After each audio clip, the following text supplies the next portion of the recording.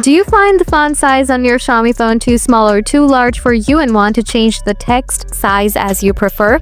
Stick around, today I'm going to show you a quick and easy way to change the font size on your Xiaomi phone so you can get your screen looking just the way you want it. So let's dive in and make your phone's text more comfortable and personalized.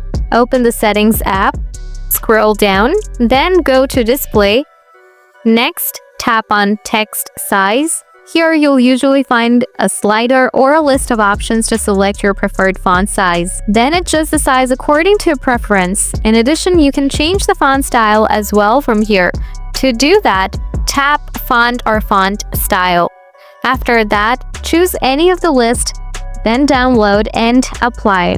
And that's all for today, guys. Hope you enjoy this video and find it useful to customize your Xiaomi phone's text size as you desire. If so, don't forget to give it a thumbs up and subscribe for more tips and tricks.